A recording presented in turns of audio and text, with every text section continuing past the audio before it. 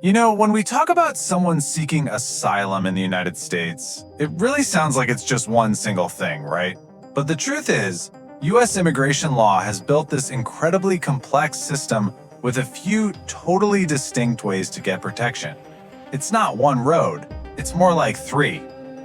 So that gets us to the big question for this whole explainer. How does somebody actually, in a court of law, prove they need protection? What do they have to show a judge to avoid being sent back to their home country? And this is where it gets really interesting. It's not one single standard. Nope. It's actually three separate legal frameworks. Each one has its own rules, its own level of proof you have to meet, and its own final outcome for the person applying. So let's dive in and unpack this.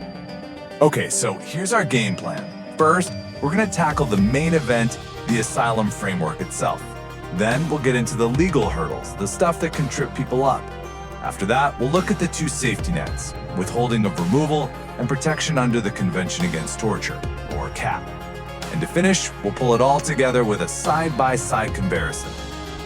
All right, let's kick things off with the one most people have heard of, asylum. For pretty much anyone in this situation, this is the number one goal.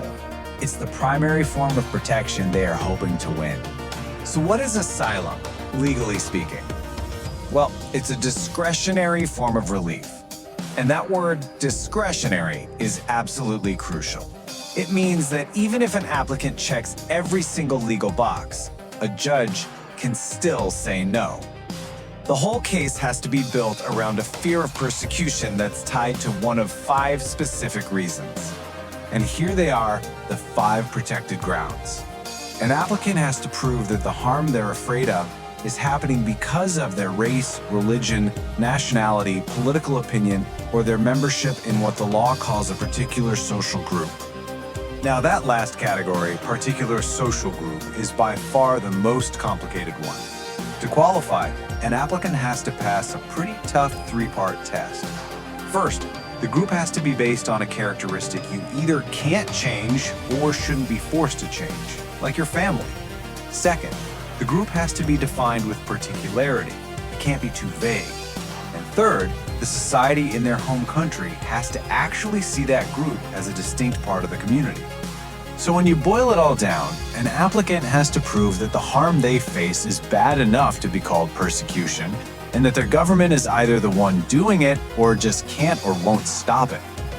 Then, they have to prove the legal connection, that this is all happening because of one of those 5 grounds. And even if they prove all of that, they still need the judge to grant it as a matter of discretion. But hold on, before an applicant can even start arguing their case, they have to navigate what is basically a legal gauntlet. A bunch of obstacles designed to filter claims out right from the start. These obstacles are called bars to asylum, and they're deal breakers. For instance, with very few exceptions, you're just completely barred if you don't file within 1 year of arriving in the US. Same deal if you've already found safety in another country or have committed certain serious crimes. These bars can stop a case dead in its tracks. Okay, so if an applicant makes it past the bars, they then have to meet the actual burden of proof for asylum.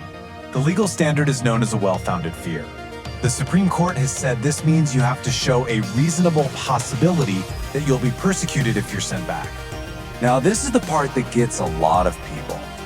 What does reasonable possibility actually mean? It sounds kind of vague, right? Well, the courts have actually put a number on it. It can mean as low as a 10% chance of future persecution. Just think about that for a second. We're not talking probably, we're not talking likely, we're talking a 1 in 10 shot. Now, even though the probability is low, the evidence you need to prove it still has to be really solid. So what happens if someone is barred from asylum? Maybe they missed that 1-year deadline. Or what if they just can't get the judge to grant it? Well, this is where the first safety net kicks in. It's called withholding of removal, and it exists mainly because of our international treaty obligations, which don't allow for the same kind of judicial discretion. Withholding is different from asylum in 2 huge ways. First, it is mandatory. If you meet the standard, the judge has to grant it. There's no discretion. Second, it doesn't give you a path to a green card. It's a much more limited protection that just stops you from being sent to that one specific country where you fear harm. So here's the trade-off. Because it's mandatory, the law sets a much, much higher bar for proof. We're not in reasonable possibility land anymore. The standard here is more likely than not, which means exactly what you think it means. And more likely than not has a clear statistical meaning, a greater than 50% chance. This really lays out the trade-off perfectly. For asylum, you need to show about a 10% chance and then hope the judge says yes. For withholding, you have to prove a much higher, over 50% chance. But if you clear that bar, the protection is guaranteed. Okay, let's move on to that final safety net. This one operates under a totally different international treaty, the Convention Against Torture, or CAT. This is designed for people who might not qualify for the other two, but face a very specific and severe kind of danger. CAT protection, just like withholding, is mandatory. It says you simply cannot send someone back to a country where it's more likely than not they'll be tortured. The key words here are torture and who's doing the torturing. CAT uses that same high, greater than 50% burden of proof. The torture has to be carried out by a government official, or at least with their consent or them turning a blind eye. But here's the absolute game changer. With CAT, the reason for the torture doesn't matter.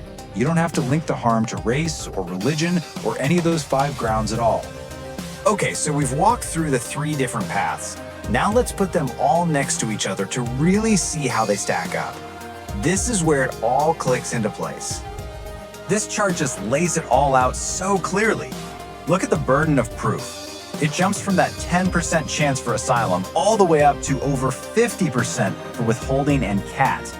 And that link, that nexus to the 5 grounds, it's the core of an asylum or withholding case, but it's totally irrelevant for CAT. And finally, the big one, the outcome. Only asylum is up to a judge's discretion, and it's the only one that gives you a path to a green card and a permanent future in the US. So what we're left with is this really clear hierarchy. Asylum is the prize, the most desirable outcome, but it's also the one a judge can deny, even if you prove your case. Withholding and CAT, on the other hand, are mandatory, life-saving protections, but they demand way more evidence and offer a much more limited status here in the US. And that really leaves us with one final big question. This whole tiered system, with all its different standards and outcomes, it wasn't created by accident. It's a deliberate legal design. So what does this intricate balance, this tension between providing protection and setting these incredibly high bars, what does it tell us about the core goals and conflicts at the very heart of US immigration policy?